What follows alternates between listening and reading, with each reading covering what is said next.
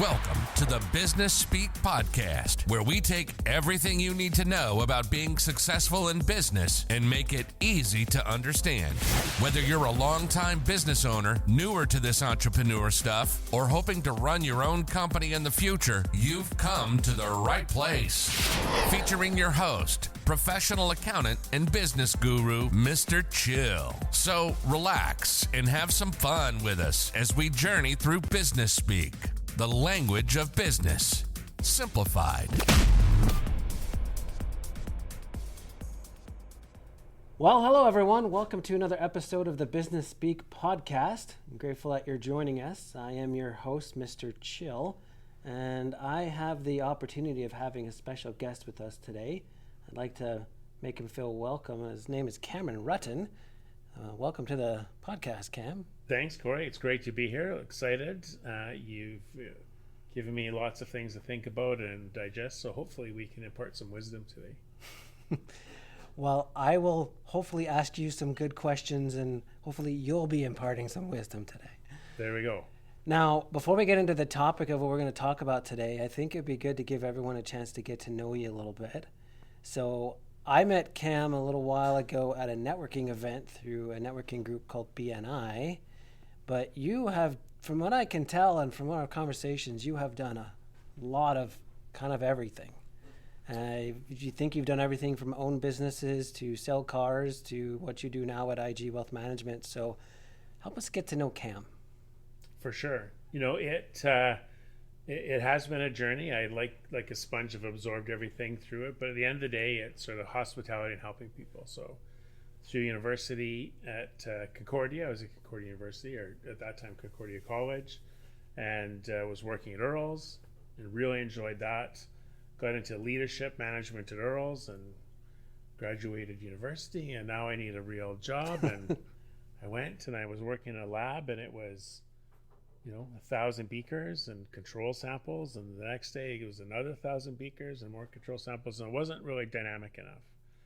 And I had gone through and learned all the different areas and taken what I learned and was able to condense things to a point where I had a section and there was another guy doing different stuff beside me, and I'd create timers and things so I could help him. And I remember specifically getting hauled aside and they're like, it's going to slow down. They're going to start laying people off, and you're hardly ever at your station.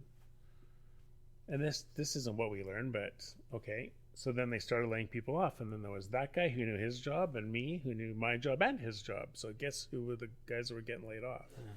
So over the course of a year, I learned everything. And from my experience in Earls, it wasn't about seniority, it was about ability. So I'm like, hey, I'm ready to move up. And you've only been here a year. It was myself, the manager, and the owner that had worked in every department. So I'm like, it's not dynamic enough for me. And we were making good money and at Earls. And I was paying to go when I worked in the lab to go to Earls. I'm like, I might as well be paid to be there. So it was good company. So I went back to that and then left. Got to a point where I'm like, this is great. I'm top of my game, but the foresight in me, the foreshadowing was I'm 30 in 10 years, and then I'm going to be 40, and I can't do this forever. So then I opened a second cup franchises, and then opened a couple more, and became sort of an advisory person for that, for second cup, represented the owners. And it was good. It was great. Loved the clients, loved the business. It was just 7 days a week, 364 days a year, 17 hours a day. And it was a good job, but it wasn't great. And again, 12 years later, I'm like, oh my gosh, I'm not going to retire doing this. And how am I going to write And then I left and did a couple little stints, and people were like, what's with all the job changes? I'm like, my first two jobs were 25 years combined. But I worked at the River Cree for a little bit as an executive. It was going through an ownership change, so I'm like, I better leave on my own accord. Knew some of the guys. Earls sort of amplifies all these guys disperse, these 8-type personalities, and they were through Lexus. I knew some guys at Lexus and jokingly said, hey, I'm going to go talk about this, but if I need to show up with my stuff, where should I put it? And I said, let's talk about that. So I ended up going to Lexus, being sales. Didn't know I liked sales, but I just liked dealing with people. And it was phenomenal. I had a great time. I won the President's Award for one of the positions in that dealership that nobody had won. It was in through Lexus Canada, and enjoyed that, and kind of moved up that ladder and went to Lexus South Point as a sales manager for quite a while.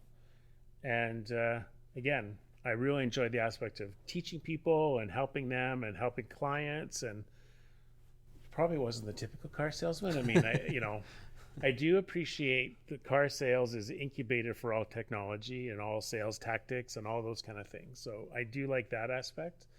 I love the, not greasiness, but all the, like the sales, Foursquare, like all of that. But I took it with a grain of salt, and I like doing that. And then I would just, talk to the clients like they were my clients, and they were me.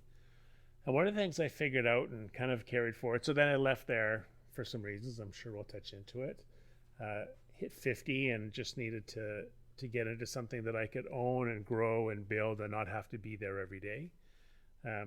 Well, actually, I'll go through. So at that time, I had, with step parents, I had 5 elderly parents. So 5 people at the age of 80.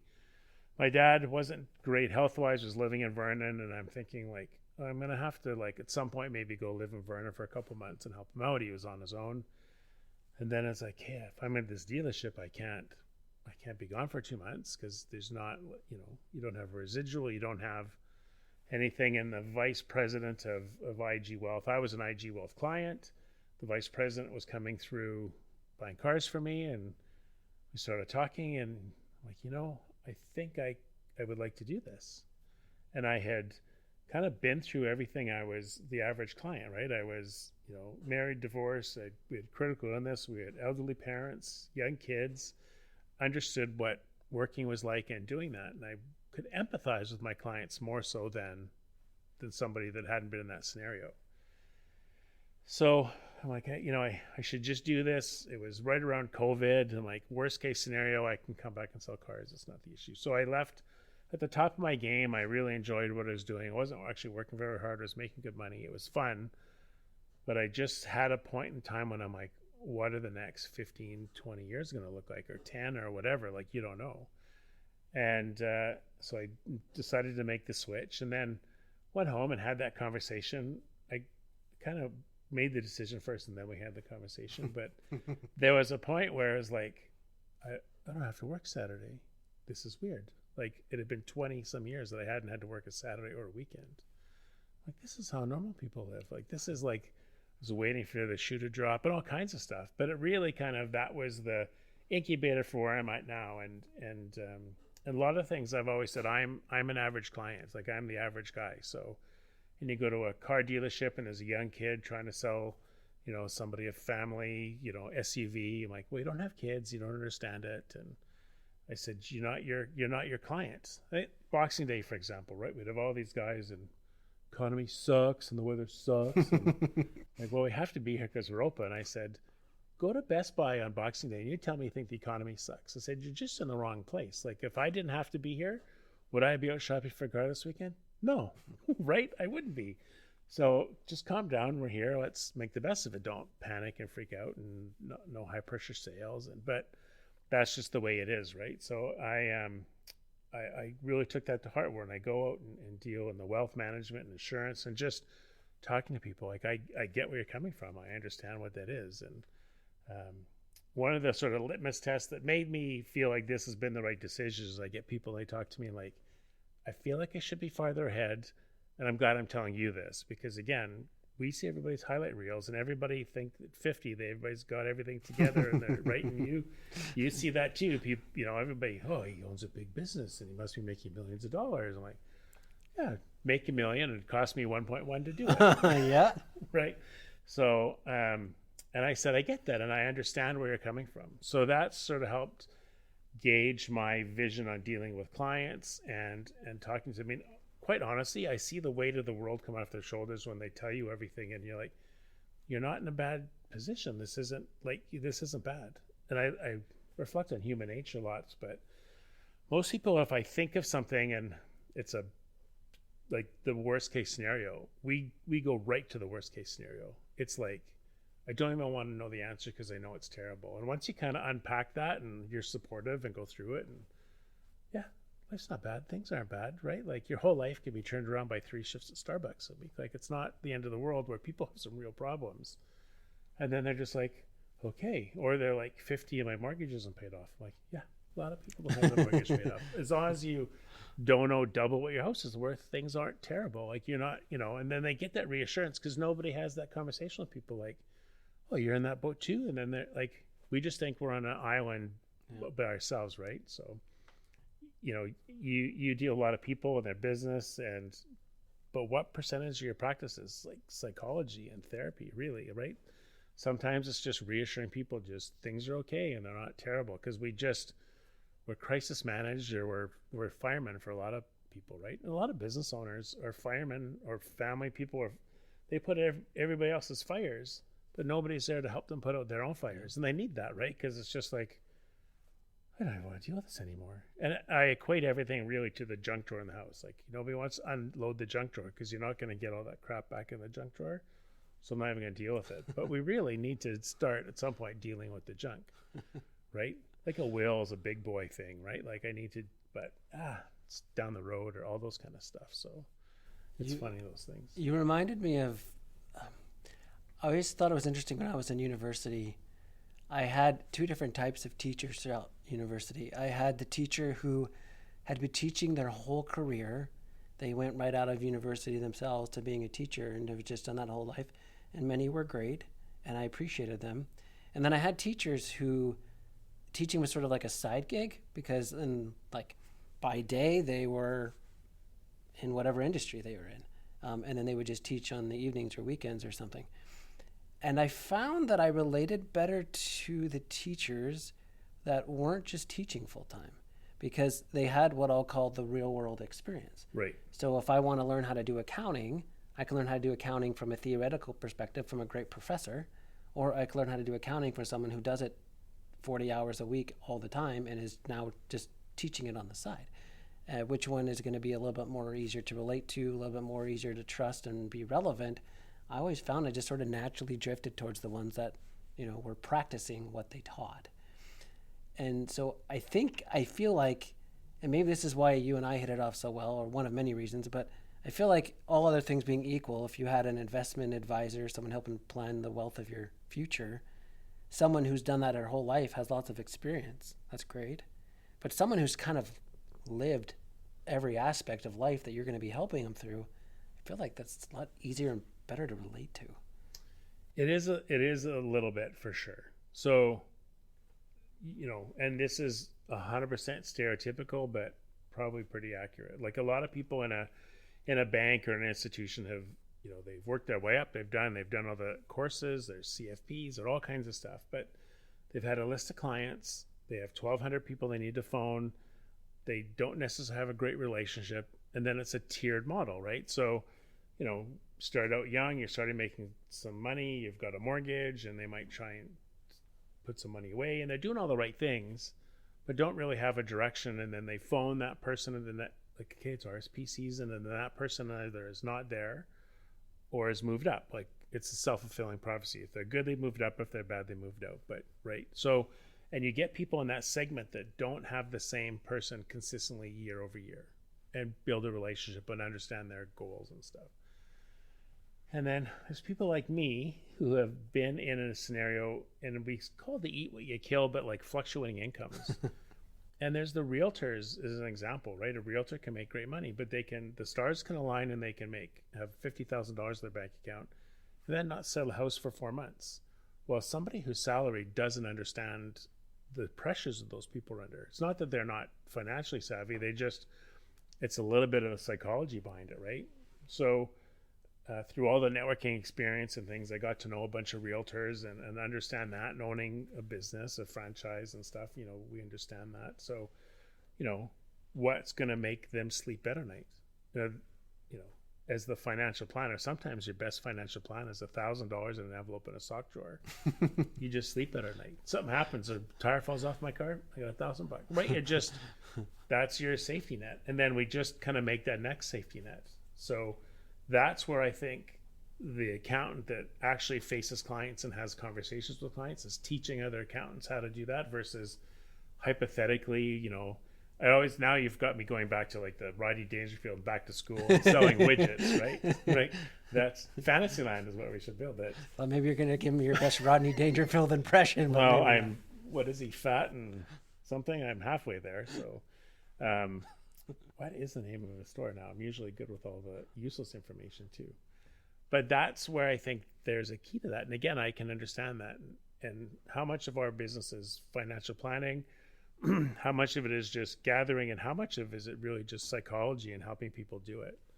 And we talked a little bit about some of the things, but I was like, if you're great at real estate, go be a realtor and don't try and be good at things you don't have interest in or don't want to know or understand. Or if you own a business, and you tell me, this probably resonates with you more than a lot of people, is young guy starts a business and has a couple employees, and it all of a sudden grows into something a little more significant, and they just have their head down working. And now all of a sudden I have to run a business that's got like $1 million in revenue and assets, and like my tax returns I can't do on QuickBooks, right? I have to go see Corey and all these things, and like not in their realm of knowledge do they have the capacity to do it, and really do they want to? So let's pay an expert to do it who understands me and my business. And we've talked about that, and maybe that's another reason we sort of synced up pretty well, is you're invested a little more in your clients rather than client number 29 has an invoice to pay for the books we've done. Like, you understand their business and them and what,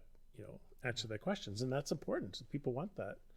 Some people don't, and they're not your clients. So, and I'm kind of the same way, but I think that having a capacity where I can say, I understand where you're at, or, I'm 25 and I've taken over my dad's book of business and we have $200 million, and I don't really understand what your problems are with not making, well, just pay off your debt.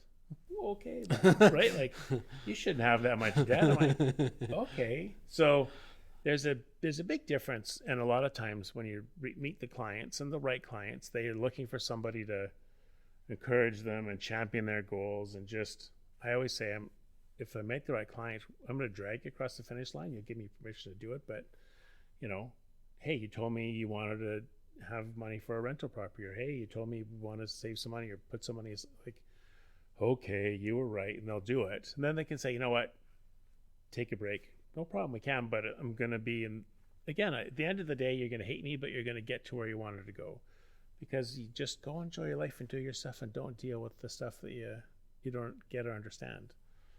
So I think your professors your instructors that did a great job of like taking real world experience coming in and teaching you, because you can learn accounting, but you can't take 20 years of a practice experience. Like, those guys who've never left university don't understand what running a business is like, and running all these, like, paying bills and having staff and like all kinds of stuff. It's a different scenario.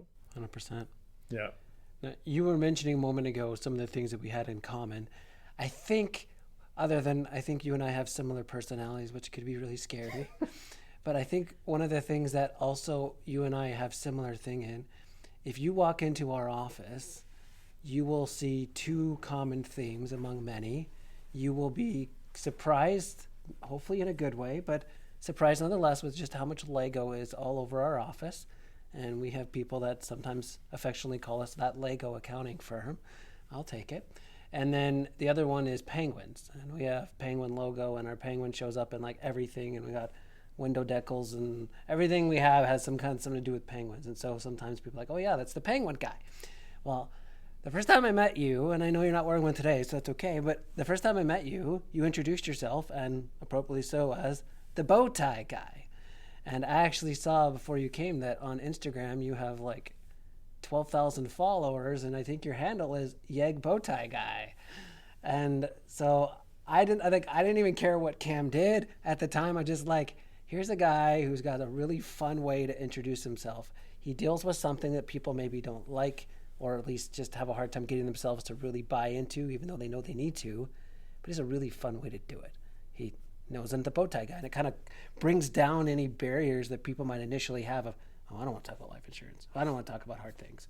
Oh, but it's the bow tie guy. Okay, well, barrier down a little bit. So I think you and I connected on that kind of level too, and I'm curious what you think that kind of fun moniker has done for you in getting clients and just being a part of something. Yeah, definitely. So the genesis of that came out of again, all the years in a restaurant, I was in chef weights, and then all the years at Second Cup was in uniform. So I finally get a big person job, and at Lexus, and we're dressing up, and people come in, and I was here last weekend. I was talking to a guy, and I can't remember his name, and so then we were going to Seattle a lot. So my dad that was in Vernon lived in Seattle for a long time, so I go down there quite a bit, and I'm at Nordstrom's, and I'm like, I'd like to try a bow tie, just to see. I was much heavier, like, holy cow, that could get heavier, but I was a much heavier guy, and I was buying regular ties. And once you get to a certain neck size, it becomes an extra long tie. So it goes all the way to the bottom, and then the little thing comes this high.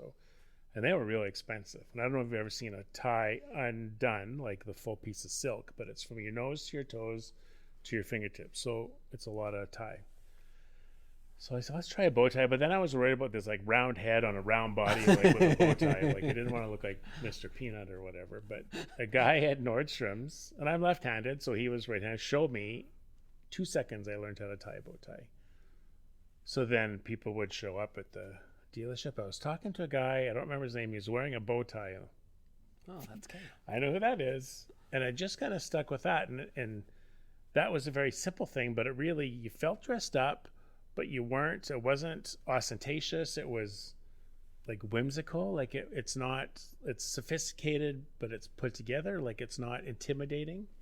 The only thing I found, you can't wear it to a funeral because it's whimsical. That's the one thing. But you can kind of wear it with jeans, whatever. And so I knew today we'd be rolling up our sleeves and working hard at this. So no bow tie today. But normally I'm in a bow tie. But I enjoy getting dressed up and being a professional and doing my things. And it's funny when you go do stuff. If you have to go to the bank and you kind of dress up, you get all kinds of stuff done. I was just about to go away. The lens popped out of my sunglasses, and I was just sports coat on, shirt, bow tie going up. Can you fix this for me? Like a little, yeah, no problem. Fixed it. Not a client there. Just walked by a glass place. They fixed it. Like, I don't know if I'd have shown up in something jeans and a sweatshirt if they'd have done that for me. But I enjoy walking around like that. I never worry about going somewhere and feeling underdressed. And you can always run into a client or somebody, but that sort of stuck as a bit of the moniker, right? Like it was the bow tie guy, and it kind of stuck and felt good. So now I have a ridiculous amount of bow ties in my. I can only imagine. Could you hazard a guess on how many? No, 100 at least. Honest, like it was crazy. But again, you could buy. Nordstrom's was the best place to buy bow ties. My parents had a place in Arizona, Maricopa, and we'd be in Chandler at least a couple times a year, and you could buy them for like $35, where a full tie was like $125, if not more. Here now that Nordstrom's has gone to places, they're like $100, but like it's crazy how much it is. But it's I got lots of those and lots of shirts and blazers. Like that's where I dress up typically, and you go to meetings and stuff, and it just leaves an impression of people. All the time people come up to me and like, oh, I love your bow tie. And then I've got the bow tie air fresheners. I'm like, oh, here you go, it's air freshener. But yeah, when Cam gives you one of his business cards, at least in the past, you get a little stapled bow tie shaped air freshener attached. Yeah. So this is a lesson I learned at Lexus, and when you're dealing with high net worth people and clients and things, and it's tough to compete in that market. So you've got a bunch of great clients. I'm going to give everybody wine. We've had a great year. Well, $20 is, I got to buy a couple hundred bottles of wine. So $20 wine, but you can give it to a high net worth client, and they're like, I don't even cook with $20 wines. Like you can't compete in that. I can't give you a pen because maybe you use them up like a more expensive, like it's tough to compete in that. Yeah. So I kind of went backwards, and I said, let's give you a 60-cent bow tie, but I can put one in the cart a couple times a year. It's amazing what, you guys are driving around in $100,000 cars and they have a little bow tie. Just simple things, but it's memorable and top of mind. Yeah. And I do another thing with washer fluid again, like just drop it off at clients' places in the spring. It's consumable. It's not like a souvenir that's going to hang around the house. And no matter how many millions of dollars you have in the bank, nobody wants to pay $5 for washer fluid. So it's just one of those things. But I live in that way. Like, again, it's about not driving a Maserati or, $1,000, a couple $1,000 suits, and you relate to a lot more people. Like, the world, there's a lot more people in that realm than everybody fighting over those kind of whales, right? And it's just, I can't hide those things. I don't want to be somebody I'm not. That's who I am. So that's why maybe I resonate with my clients so well. Cool. I wasn't sure exactly where this was going to head today. I'm bringing you on, knowing that you are a kind of a wealth, like as you described before we started, like a holistic wealth planner. But knowing that many of our listeners are business owners, and so they're curious what kind of lens we're going to spin for that, I'm trying to put myself in the shoes, I'm going to use this word loosely, but of a typical business owner. And at least a typical business owner that I often see that comes into our office. And they'll be one who's really, really good at something. It's usually why they started their business. They have a particularly good skill or talent that they found a way to market. The problem is that they spend as much as they earn. And so even though they're growing their business, they're growing their spending, and there's no leftovers no matter how big their income side gets. So I guess one of the questions or just maybe dilemmas that I would love your kind of experience and perspective and insight onto is if someone listening meets that kind of stereotype where like they're really, really good in their business, but they can't ever seem to have anything left over after they keep spending what they have. How does somebody get past that? I don't know if it's a mind shift that they need, or just like, how does somebody get past that never-ending cycle of making more money but just spending as much as they make, so they're never feeling farther ahead? If I gave you $100 on a Monday, by Friday you might have spent that $100. But if I gave you $40 on the Monday, guess what? You'll make it to Friday on that $40. Yeah. So that simplifies the whole thing, but let's get a little bit bigger than that. So what we do with a lot of clients, there's a lot of facets to what you said, but the one thing in terms of where I think the psychology and people are on that treadmill of just paying, and then there's like, I'll take whatever's left in the month, and that doesn't necessarily happen, or people don't even know, like there might be a bunch of little holes in the basket and don't really know where to, plug it up. So one of the things I say is, let's take some money, pay yourself, pay a bill, put it in.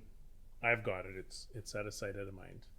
If you need it, it's that $100. If you need it, you can have it, but it's like the next day. So talks about realtors, right? 4 houses sell. I got $40,000 in my bank account. I go to Costco and there's hot tubs on sale. Like, I love hot tubs. I got $40,000 in my bank account. I'm buying a hot tub. Okay, next 3 months they don't sell any homes, and now you're just sitting in your hot tub worrying about what you're going to do. So in this scenario, I would have the money, and you'd phone Cam and, hey Cam, the hot tub's on sale. I need some of my money. No problem, Corey. Love hot tubs. I'm going to be the first guy to come over for the hot tub party. What about that rental property you're saving up for? What about that vacation or that trip fund or whatever? And they're like, you're right. I won't do it. More often they'll be like I had a client, I need $1,000. Something happened with the car. I wasn't sure. No, you know what? Never mind. I'll figure it out. And I'm like, you can have your money. It's not locked away, but it's just a day away. It's a business day away. But the psychology of like, I'll just figure it out. People will figure it out. Because if it's there, you're going to spend it. So it's the $100 in the Monday versus the 40. So that's one of the scenarios. And then the other scenario with a business is really about this is where you and I team up, is get that money out tax efficiently, right? So you hear some people and they get like a shoebox bookkeeper and don't pay yourself anything. You got to make no money, pay no taxes. I'm like, well, that can be detrimental moving forward, right? Oh, I need a mortgage or whatever. Yeah. So no, or let's, utilize the things that are in place. This isn't smoke and mirrors. The tax code is really thick, but it has provisions for guys that take money out tax efficiently. But how are you supposed to know that? You work every day in your business, and you got to take your kids to hockey and to dance. And they change so often. Just hire a professional. Do you like reading tax code? Yeah, unfortunately, we're kind of weird like that. Does that business owner? No. So I think as a business owner, I would say, just be very open and honest with your trusted professionals. This is what I want to do. This is what's important to me. And these are the things that I need to accomplish. And then we can find ways around that, right? But I think as a business owner, and this is very typical in Alberta, right? You just started something, it's become really big, and you see all your friends have boats and all the toys, but there's different ways to do things, right? And you see a lot of those businesses, and we see them, as soon as the tap not turns off, just slows a little, right? As soon as the revenue, the continuous, there's a little hiccup, then all of a sudden things are precarious, where it's the other way where, I sleep better at night knowing I have that $1,000 in the thing, or I know I've got $100,000 here, or I've got, vehicles and mechanisms to get money out of my company properly. And that's another thing we see from business owners, because all these things percolated in my brain when we were talking about business and business owners and individuals. Is I didn't start my business to understand how to get money out of the business. I just started the business and it became successful. So now, how do I get my money out of my business tax efficiently? And if I want to do it today, well, it might be 5 or 6 years of proper planning to be able to do it, but I want to get rid of it today, right? So it's about going in knowing all those things, but having some trusted people that just kind of look at your scenario and talk about it. And then sometimes in business, it's not what you make, it's what you don't pay for, really, at the end of the day too, right? Like, it's some of those other things that maybe you've got a life insurance policy and you can stuff a little extra money in there from that corporately owned policy and then take it out a little more tax efficiently, or stuff like that. Or we're using things like that as employee retention tools with like split dollar CIs and things that I can keep employees around easier because I'm providing something that they want, but they don't really want to spend the money on. And we've done a lot of surveys when we do group benefits and everything, right? Life and dental, and that's pretty standard, all the dental and stuff. It's critical, and a lot of them check off that they want. And they don't, I want it, but I just don't have they just don't want to pay the money for it. And that's something that they like to have as a component of that. So again, having an employer that understands what your clients need and provide, or their employees need, and checking that box off will make them want to stay, because it's not that place will pay me a couple bucks more, but here I have everything I want. Mm-hmm. And we're kind of the same, right? Like, well, you tell us what we want to do and we'll do it. You just have to trust us and do it, right? Like, we're in here for your best interest. Comfort with who I am, what I do, and what I sell. I'm just here to be your partner in all of this. That's a bit of a shift from what people are used to in terms of that. I think the old days of the accountant, just here's your tax returns. If you would have done this last year, you'd have saved $10,000 in taxes. Have a great, summer. We'll see you next spring, next tax season. Versus now, you're like, I see a lot of businesses, and here's a strategy that is working well. And like, you're the expert. You see more tax returns than this guy sees. And we're the same. I see a ton of things that, happen all the time. So I should know a little bit more about those kind of things. I'm dealing right now. We had a couple of deaths in the family. So I'm an executor dealing with that process. A couple of clients pass away, dealing with that. And until you've had to go through the process, you don't think it's a big deal. And now when you do it, how much easier would it have been if I'd have listened to somebody and I'd had a beneficiary and something, like simple things. But we're just so busy with everything. I don't want to, that's the junk drawer. I don't want to deal with it. I don't want to dig it up and deal with it. But you can nag somebody, I need you to get a will. This is why. And, all these things. I need you to sign these forms. We need a beneficiary. We need stuff. And I think that people are starting to come to us more for that advice for ongoing coaching and maintenance, rather than just once a year, how come there's no red on my statements, or how come there's more red in my statements? And that's kind of the way we're engaging, and maybe even coaching our clients a little bit like that. I have great relationships with everybody, and I know you have the same with your clients, and it's important, because again, you have to be able to sleep at night knowing that I've done what I can and spoke my piece. And I do have some of that, the used car sales tactics, though, right? So I'll meet somebody and, Corey, we should talk about just doing a second opinion on what you're at and having some conversations. Yeah. Then we don't talk for a year and something happens. But I can honestly say in good conscience, not putting money away for your retirement's not screwing me over, right? Like, you're the one that's going to need the money when you retire.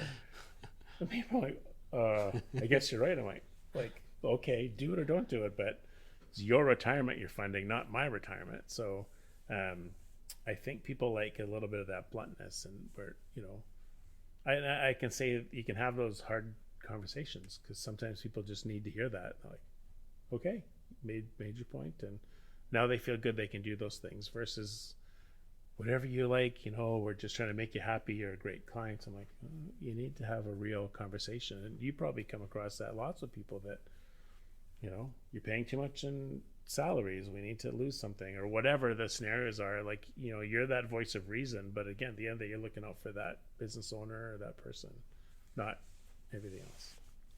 I want to go back to something you said a little bit ago because I think it's pretty brilliant.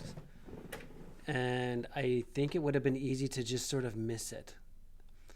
I've been studying a lot lately, a book that's become one of my go-to favorites now called Atomic Habits by a gentleman named James Clear. And he talks about in there what he calls the laws of human behavior change. And if you want to start doing something, here's what you do. And if you want to stop doing something, here's what you do. I'm going to use an example that he gave in the book, and then I want to tie it into what you said. So, for example, let's say that you feel like you watch too much TV. And that's just, not that it's bad, it's wasting time. It's not a very productive use of time. You're like, I know I need to watch less TV, but that's just my go-to. It's there. It's so easy to turn on. I get home and I see it in front of me on the couch, and I have the remote right there. I just hit the on button. I'm like connected to everything I want. So he would tell you if you wanted to stop watching TV, if that's something you wanted to stop doing, you got to make it invisible and you got to make it difficult. And so he would tell you, put the remote in a place that is not like front of sight. And perhaps actually the last time you watch TV, unplug the TV, move it to another location so it's out of sight. And it also requires effort if you do want to watch it again, because then you got to go get it, put it back where it goes, plug it in, and then find the remote to turn it on. It's like just the simple act of making it invisible and making it a little extra difficult, you'd be surprised how much less TV you'd watch. When I asked you what would you recommend to a business owner who feels like they always are spending everything they're earning and they never have any leftovers, what I heard you say was, I invite them to give me a portion of the $100. I'll give it back to them if they ask for it, but they have to ask for it, and it's 1 day turnaround time.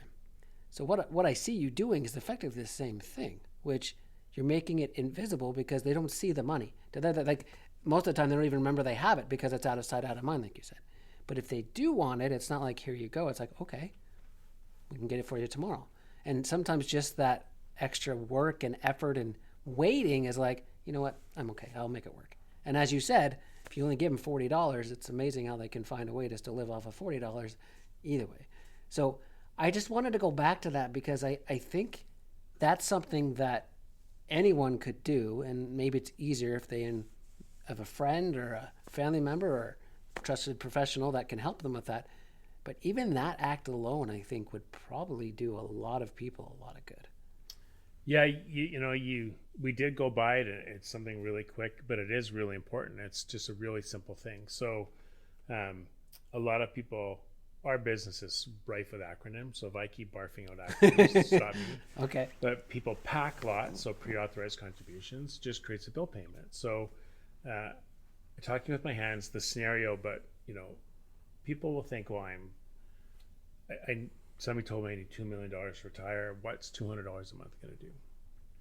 So I always say we're leaving England on a boat, and we got a couple little changes now. We're going to end up in Miami or Newfoundland. Yeah. And once you're in Newfoundland, it's very expensive to get to, but it's amazing how that works. And it's just a bit of that habit. Two misconceptions I come across. One, my money's locked away. I want to have access to it. Well, it's never locked away. Some of it's more convenient to get at than it isn't, but it's your money if you need it. You can never not, some of it's really locked away, but we do that by choice. But if you need it, you need it. I mean, things come up and people need stuff. That happens all the time. So don't feel bad about getting it. It's nice to have it kind of like at an arm's length a bit, but don't phone me from the grocery store if you need money. But if something happened and the furnace went and I didn't expect to have to spend $7,500, you've got it. You can have it. That's what it's for. It's your money. Don't go without heat. So we create those little mind shifts. And then there's another scenario versus financial planning theory and financial planning reality. And this where I think a lot of the business owners will hit. So clients got $10,000 of credit card debt. and he comes to me and says, I want to start investing $2,000 a month. Well, in theory, you need to pay off your debt before you invest anything. In reality, I said, I will take your $2,000 a month, and then in 10 months, I'm going to give you $10,000 to go pay off your debt. Now for 1 month, you have no debt and $10,000 in the bank. And then we'll do it again, and hopefully we're not back up to $10,000 in debt, but this guy's 50, and that's his habit, and it's tough to break those habits. So we do it again. Now I got $20,000 and no debt. Like, it just, I don't know. You sleep better at night knowing that people can get ahead a little bit. Like, they've kind of come to be okay with that kind of debt. But having the money to pay it off and paying it off are two different things. Like, do I want to have zero debt and zero money? Then if something happened, I have real issues, or right? Like, so it's all about checking the gold star. Everybody has a different gold star in their brain, the checkbox to click. Like, I sleep better knowing I've done this, and this resonates with me. Like, talking to a guy and we're talking millions of dollars and big dollar investments, to the guy that's like, I'm having a hard time with $300 bill payments or putting money away, right? Like, it doesn't even compute. Well, yeah, it does. I use this site. There's a lot of sites, but this one is called Get Smarter About Money, and it's a Government of Ontario sponsored website. And it asks all the dumb questions about money, or answers, all the dumb questions. There's quizzes. What's your spending habits like a calculator and all kinds of stuff. And the one I show a lot of people is the compound interest calculator. Mm-hmm. And I said, yeah, $2,500, $50 a week. Here's X number of dollars. And they're like, and then they start seeing that $50 a week or bi-weekly or a month or the 100, like, once they start seeing that success a little bit, then they're like, hey, we'll try 125. And they keep moving it up. That's simplified. But I have a lot of clients in the car business, and they make good money, fluctuating incomes, real estate fluctuating. And I get this call almost every November. It's going to slow down. December, January, I need to reduce my contributions. So tell you what, let's keep the contributions the same. If you need the money, I'll give it back to you. But if I stop it, you're going to spend that money.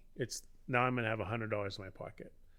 So let's say they're putting $2,000 a month away just so I can pick some easy numbers.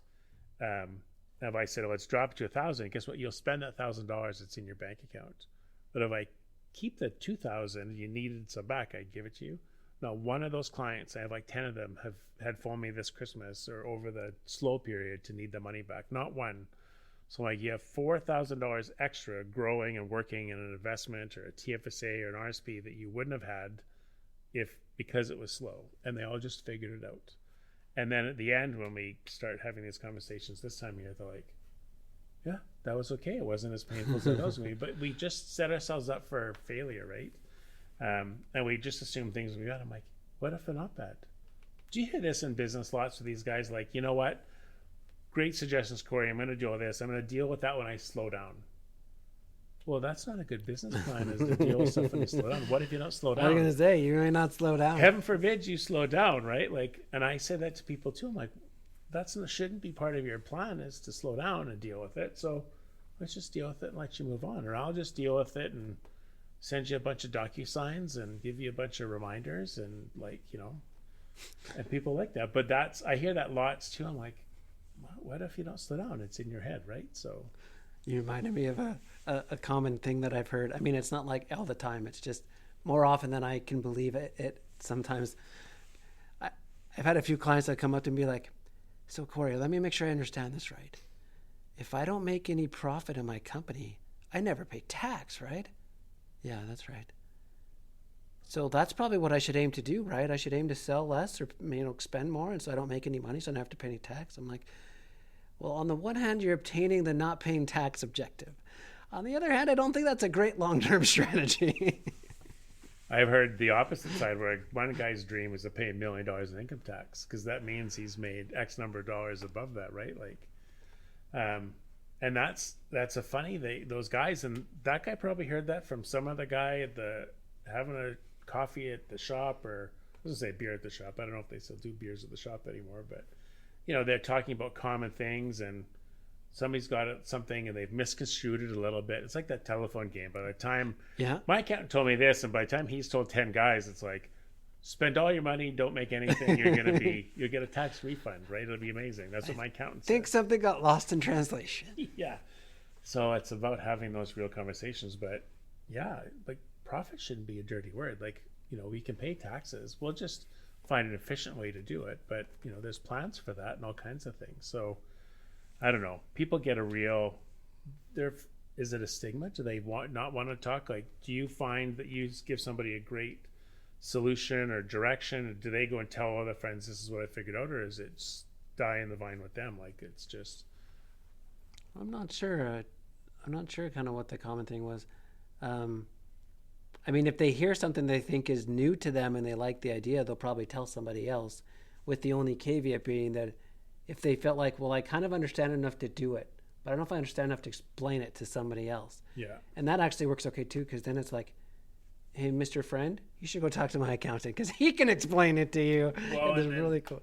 Not everybody's apples to apples. Things can look very similar, but everybody has a different scenario, right? Like, yeah, my wife's got a pension and these guys don't. So he's like all kinds of stuff. There's lots of scenarios and people have a really different financial picture and business structure and all kinds of things, right? Like we all see what we see from the outside, I think.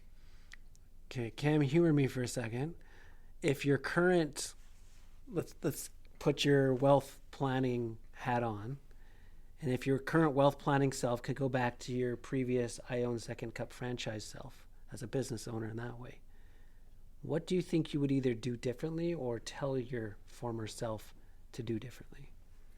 That is a great question, and that is one of the reasons I did this. And I can confidently go in grab somebody by their shirts and say, you need to do these 3 things. Because if somebody would have done that for me 20 years ago, where would I be today? Yeah. And when I'm talking about the second cup side of it, we're talking like longer than 20 years ago.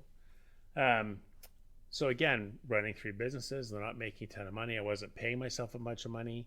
But if somebody would have told me I could have set up a corporately funded life insurance policy and each store could have paid a $200 bill that they could have afforded, right? I could put overfund and make some money in there, and it's a business expense that when I'm 50 and need like insurance and I've got kids and I have the capacity and it's earning and growing, like little things like that somebody would have told me I should have done that. I could have done that.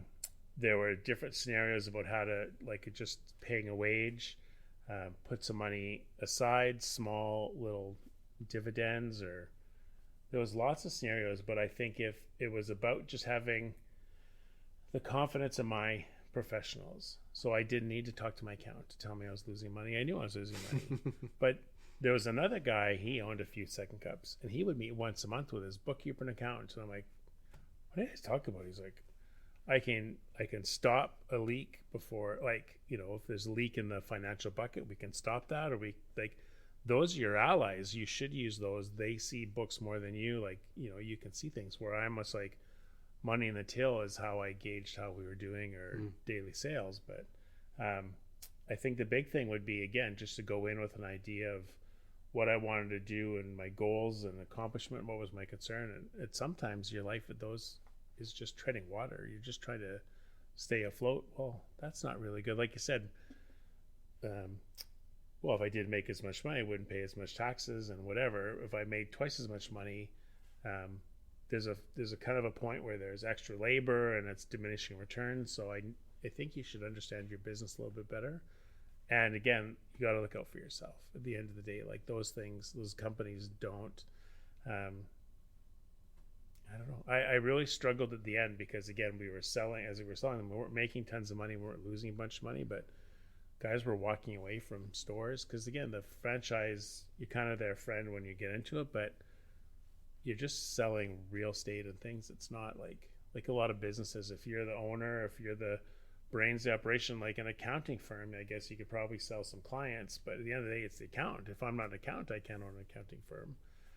So my father was a manufacturer's agent for clothing, and he had been in it for a long time, had some great lines, but those weren't his lines to sell, so he couldn't sell his business in those lines because when he quit, they went to the next best sales guy out there, not to whoever he had. So he worked so hard to build this business that had no actual value at the end because I could sell you this marketing company, but it didn't come with like, you weren't selling Lululemon, or you weren't selling whichever. Yeah.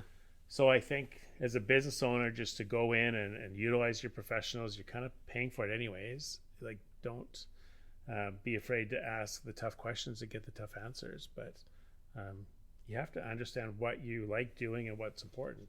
Is working 7 days a week, 17 hours a day, what you want to do, or do you like all those kind of things? Now, from a financial thing, I guess I'd have bought more Apple stocks and those kind of things if I had to go back. But ultimately, it's about creating some of those habits.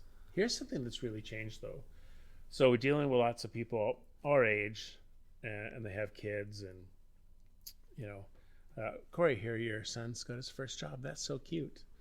Yeah, his first job. He's doing really well. A lot of these people's kids are 18, living at home, graduate high school, kind of going to go to university next year, have a job, not paying rent, an older car, mom's paying the insurance. I'm like, your kid's making $40,000 a year, right? And the look on their face, like, what? I'm like, well, if they make $20 an hour and overtime and no expenses, like, I remember my first job was like $4 an hour, and you couldn't really get in much trouble at $4 an hour, and it kind of was. But at 40,000, you can either dig a giant hole, or you can get out of where you can't get out of, or you can sort of set yourself up properly, right? And the temperature now these days is for you to be able to live at home till you're 23 and go to university and save some money and things. And university is expensive, but that's where I think it's important that we empower that. And I noticed you've got a finance and money and youth book in your office, which I'm passionate about and hand that out everywhere I go, because again, it should be money in young adults or money in adults, because a lot of people don't understand some of those things. And that's our goal, is to teach people how to kind of deal with it. Start with the $40 and the $100. And it's just getting into things that, again, make them sleep at night. Some people have some really weird scenarios about money, or I've got a big inheritance coming, I don't have to worry about it, or all kinds of stuff. But I don't know. I like digging into the meat and finding out what makes people happy. And again, that my gold star is just seeing them like, glad I'm telling you this. Like, I sold my house and I've got a couple $100,000 in my checking account. I'm like, the difference between a checking account and like a TFSA or high interest savings account or whatever could be like percentages, not points of percentages. And like, you just like 5 years at 6% is way different than like 10 years at 0.4%, so, but how would you expect them to know all that? Like, and even the guy at the bank, there's so many things to talk about people. If you have 1,000 clients, you can't go through every scenario with everybody and understand that well. So you got to have the right amount of clients doing the right things, that then I don't feel like I'm giving you the proper service, and I don't feel like you're getting the right things. And you leave a little hair on the deal. So I don't know on the phone. I haven't talked to him in a while, but I don't know. I don't know what the answer is, but it's kind of just about being around for those people. And again, I think we're half psychologists for pretty much everything, right? The markets are turning. What about these tariffs? Like, I don't know if that's come up in any conversations. People are panicking. Like, I said, I don't know. Everybody's in the world to make a little bit of money. Like, it's not the worst thing, but like, it's all like so one way or the other. There's no like in between. Like the world, I don't know. The world's not going to collapse. We're not going to be the 51st state. Like, these things aren't happening. So I don't know why people get stressed about it, but they do. Just focus on your life, what makes you happy. We'll worry about all the goriness and the behind the scenes stuff, and just present with some honest answers and truths. And I think you probably see when people leave here, if you have a sense of like a little pat in the back from my accountant, things are good, and go back to like life's good. It's not doom and gloom, and we're just used to the other shoe falling, and we shouldn't be, right? There's a big optimism. So, example, there was that point when the oil stocks were like just tanked. Remember, it was negative. A barrel of oil was negative $12 or $20. People were like, Syncrude, or oh my God, Syncrude's falling, and like half the world is like the world's falling apart. The other half of the world is like, and this was the Lexus side of it. The other half's like, oh my God, Syncrude's on sale. I'm gonna buy a whole bunch more Syncrude stuff. Right? It just the same piece of news, the same different perspective, and one group's really happy about the same and one's not. Like, it's not totally falling apart, right? So I tend to be the eternal optimist, but we have some realistic things in the go. But life's too short to always be a pessimist about everything. Just, you're okay. Things are okay. So you've reminded me of two questions I wanted to ask you, and they're very much related. So I'll ask you both of them, and then you can answer them however you want. I mentioned to you a little bit ago what I perceive as probably one of the hurdles that many business owners would have. No matter how much money I make, I can't seem to keep enough of it to do investing. And you address that. Awesome.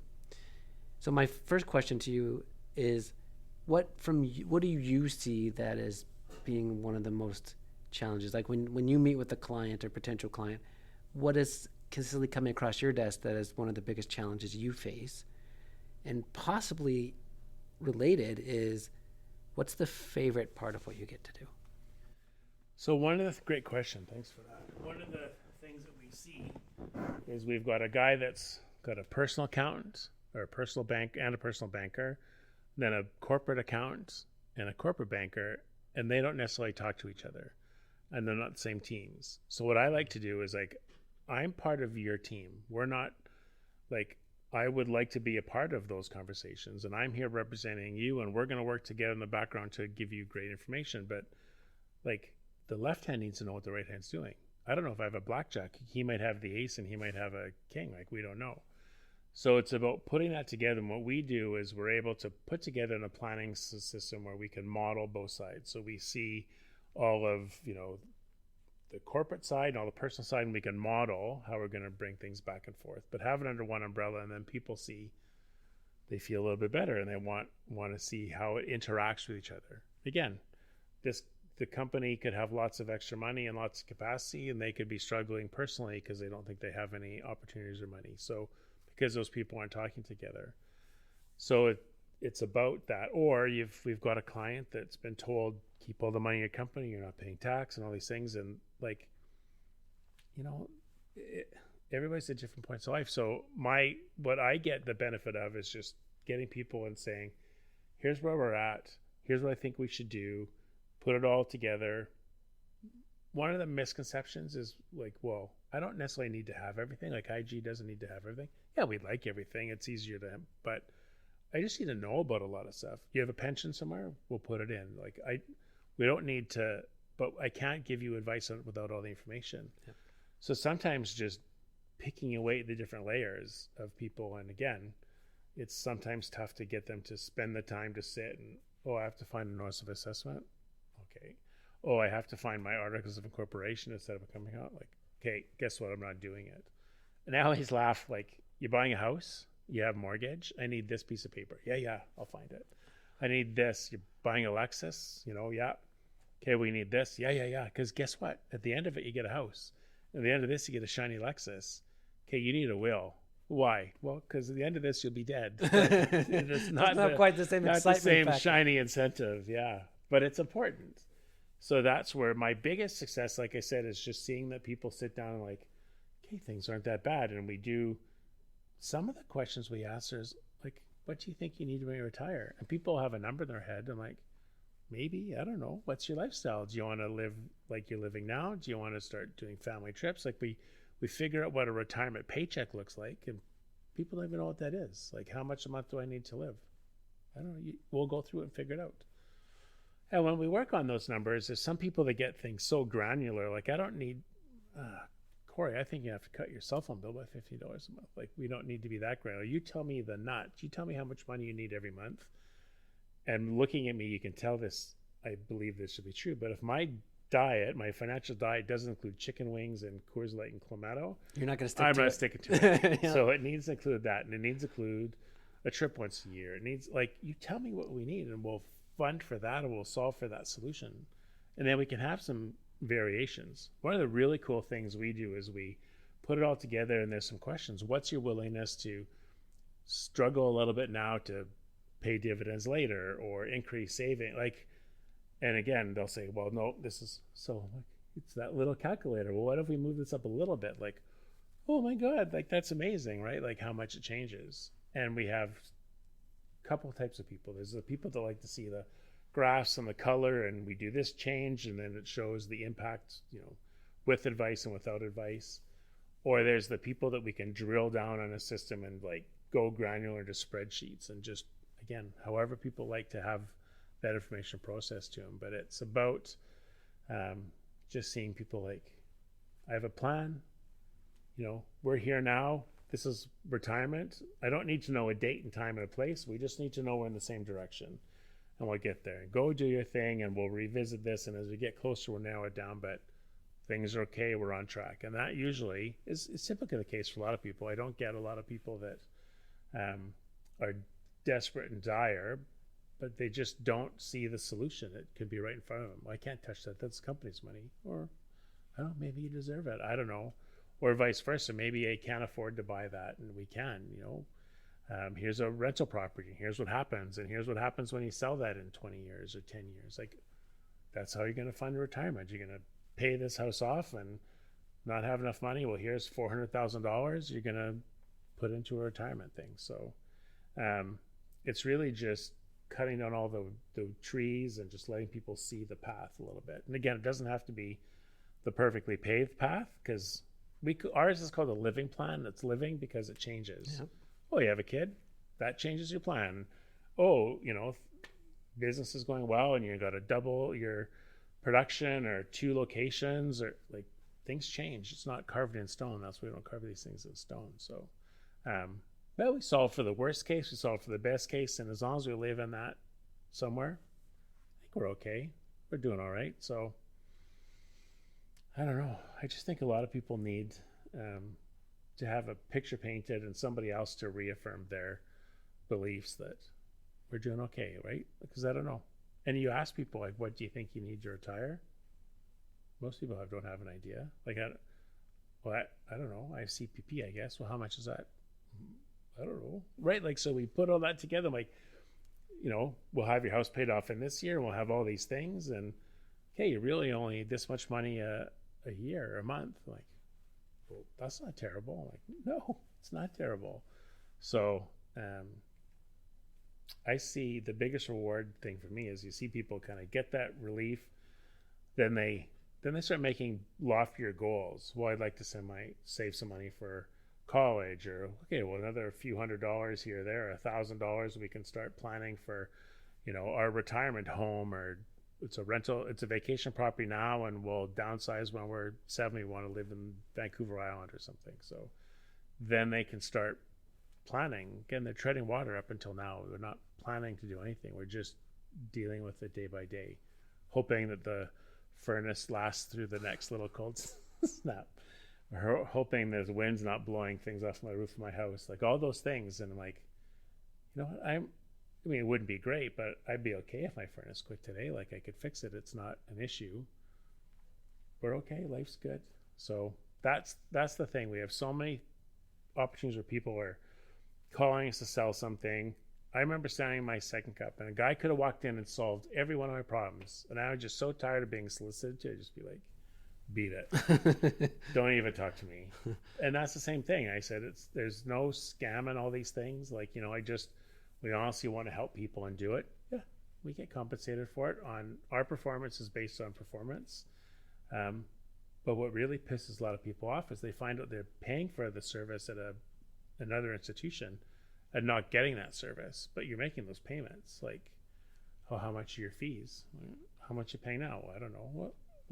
What do you kind of care, right? But we show them where they're paying it, and if it's hidden and not transparent, and then people get upset, like, oh my God, for all these years I paid for some financial advice or paid fees and not had that. Do you get a lot of those client focused reforms? We've got that new thing out. So on statements, it shows not just a percentage, but an annual tally of what people pay on fees.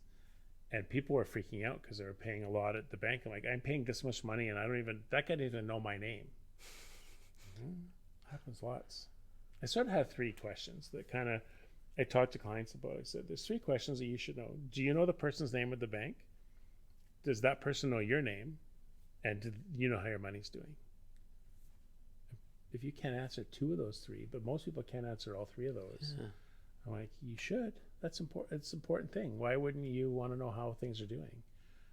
So you kind of just answered one of the last questions I'm going to ask you, which is, I mean, we can hope that you being on this podcast and you sharing the thoughts that you have and experience you have will net more clients to you. But let's assume that not everyone is going to be able to use you, or you may not be the right fit for everyone. But if someone's looking to start this process and they're looking for a professional like yourself to help them, how can they gauge, what questions should they be asking? You might have just sort of answered it, but what questions should they be asking? How can they make sure that the person they're potentially going to align with is actually a good fit?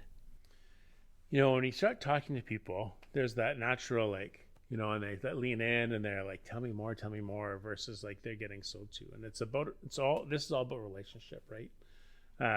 You have to feel comfortable with that is. And once you feel comfortable, then, it's about, do you want to have a look at where you're at? And it sounds so cheesy, but, we really should have a second opinion on how you're doing or what you're doing, or start consolidating things, or things have changed. Because I started meeting this guy. I was a single guy, and now I'm married and have kids, and I haven't thought about RESPs, and I haven't thought about stuff because nobody's ever brought it up or they don't know. So I think if you're just uncertain, if you can't answer those questions, it may be worthwhile just having a conversation with somebody. And again, if you want to just kind of take charge and get a little more actively involved in what you're doing, or if you just want to have somebody totally do it for you, we'll find the right fit. But usually this happens for a couple reasons. Like the market's taking a downturn, they're panicking, they phone the guy, and there's a different name in their statement. Now my guy, what happened to Steve? Steve who? Well, they can't get a hold of him. And I don't mean to pick on banks, but it's kind of the same thing.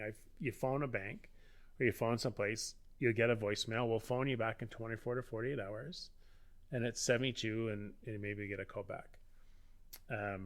So there's those scenarios. Or so sometimes when the market's downturn, it's good for business because people want answers and they don't have it. Things are good. Nobody wants to kick over the hornet's nest, right? Because we're riding high. Things are good. I don't really care whoever's looking after it. We're making money, but it's about money in motion being usually under a stressful scenario. So people lose a job, or people retiring. There's a death in the family, or right. Like you think of all the scenarios that there's massive money in motion, and a lot of times it's stressful, and people don't want to. Now you have to deal with it because you have to deal with it. So that's kind of the plan. Like, here's a scenario. Like the best commercial for financial planning and insurance is Yellowstone. And I don't know if you've watched the Yellowstone franchise. I have not. So at the end of Yellowstone, spoiler alert, at the end of Yellowstone, John Dutton, the dad, gets killed, dies. So he's got this huge ranch, the biggest ranch in the U.S. The kids can't afford the inheritance tax, so they have to sell the ranch.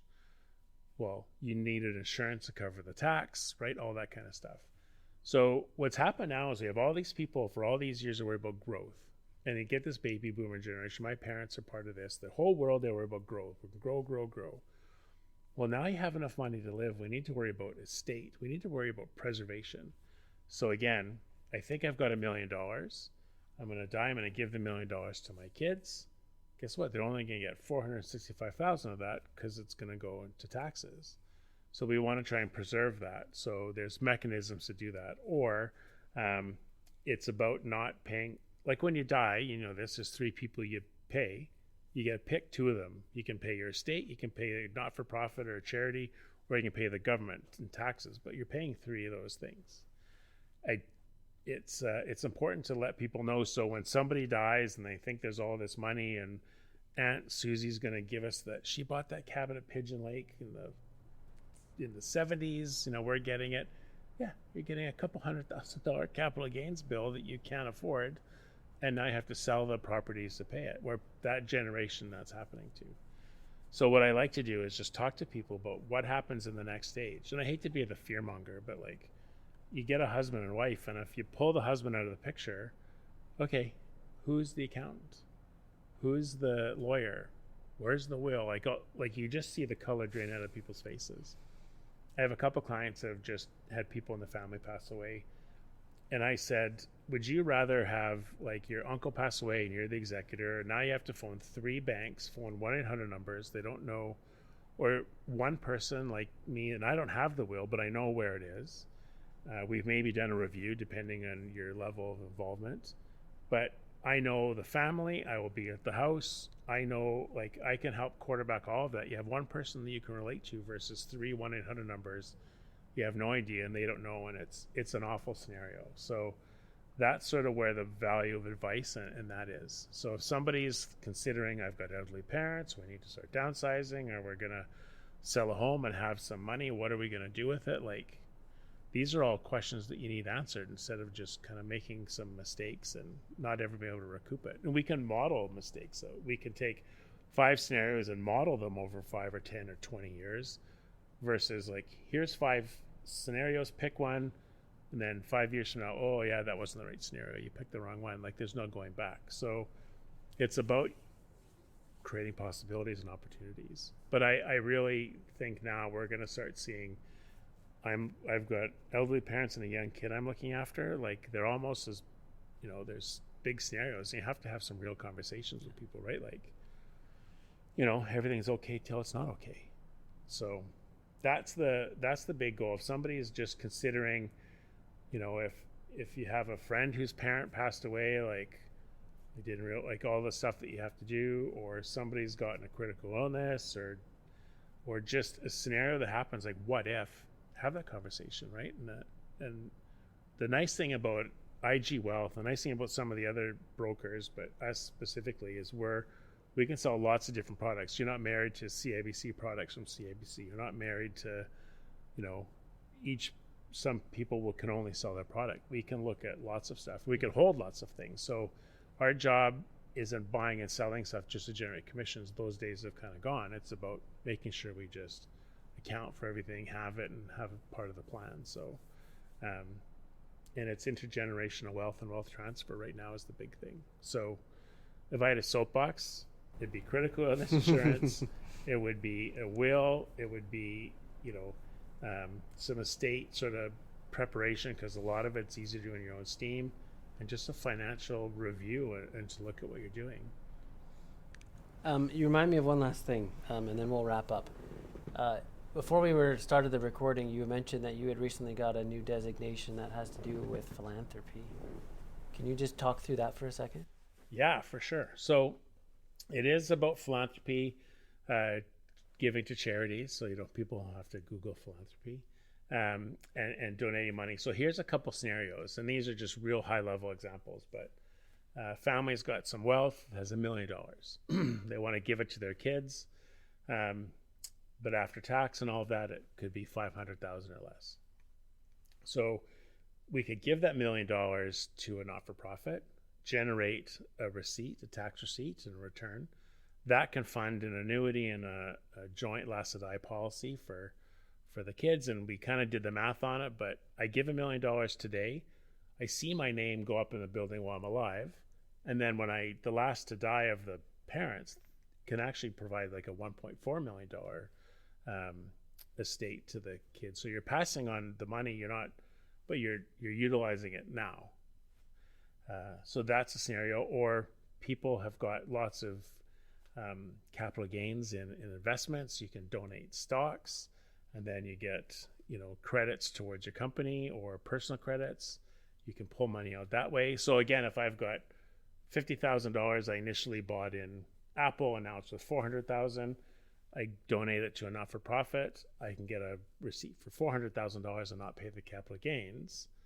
So it's about how to efficiently use that as a tool.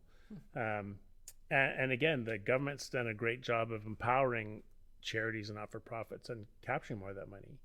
The funniest thing I learned out of that is there's voluntary charitable donations and involuntary charitable donations.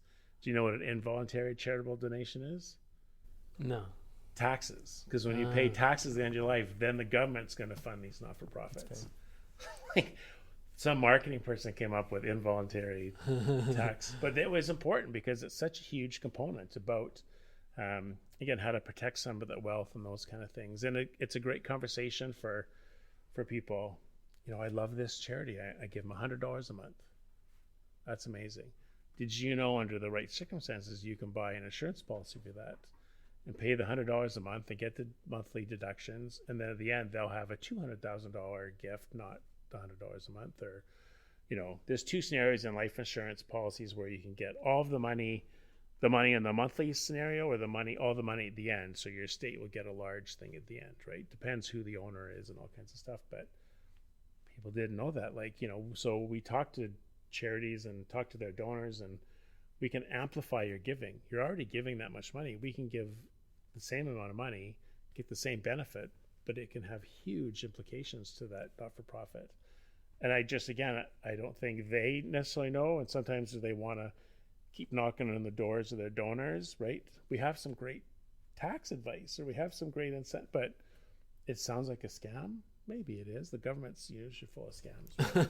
It works pretty well, but there's so much more of that, and it's becoming a little more accessible to people about how to use that as a strategy, right? So tax efficiency.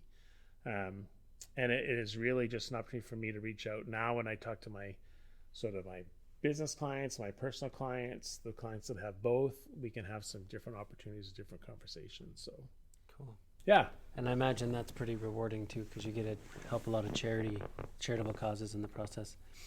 I want to thank you for being here today. I know that I've learned a lot, and I imagine people listening at home have learned a lot. If they want to connect with you for a variety of reasons, what's the best ways to get a hold of you? Certainly through the IG.ca, Cameron Rutten. You can find an advisor on IG.ca. My personal info is Cameron.Rutten@IG.ca. Online, if you Google me, I'm pretty proficient with coffee posts and financial stuff. So even just for the humor, but I would be happy, just a great coffee conversation, answer lots of questions, and then see how things go. But I love dumb questions. I love being able, we talk about all the acronyms. We talk about people and they don't know what TFSA stands for. Your TFSA, your RSP, your RIF, you got a LIF, you got all these things. And you can just see it. I'm like, you can ask me a dumb question, because normally I'm wearing a bow tie, and bow ties, when people would come in, and I knew the answer most of the time, but a guy who's trying to buy a Lexus, and here's the thing with luxury cars, and any car, like a Porsche, all those things, that guy might have saved up his whole life to buy that car. So he's watched every review, he's watched every video, he knows every spec, right? So they come in, and what's the horsepower, and what's this? I'm like, dude, I'm wearing a bow tie, man. What do you think I know about horsepower? And this is kind of the same. I'll tell you right now, I don't know some of the answers, but I will find out the answers for you. I'm the guy that's going to sit and hold the insurance company for a couple hours. But that's where we're going to have an honest conversation. You don't want somebody that knows everything, I don't think, right? I'm the general practitioner. You break your arm, you can come in, I can fix your arm. You don't want me drilling your head to get a brain tumor out. We have people that drill in your heads for brain tumors, like specialists. Financial, I'm sure there's a lot of different scenarios, in some sort of accounting too. You've got guys that fisheries and farm on transfers. Not everybody does one or the other every day, so we've got some specialists. But yep. I would say any of those things, or just you'll see me hanging out at most coffee shops. You can come bug me. Well, cool. Well, I invite you all to do that. I want to thank Cameron Rutten for being on our show today. Thank you for watching, everyone. Have a great day. You've been listening to the Business Speak Podcast featuring Mr. Chill. Be sure to subscribe and add us to your podcast library to ensure you never miss an episode. We love hearing from our listeners. If you have a topic or question you'd like us to discuss, would like to be a guest on our show, or would otherwise like to get in touch with us, please visit our website at businessspeak.ca. Thanks for listening to Business Speak, the language of business simplified.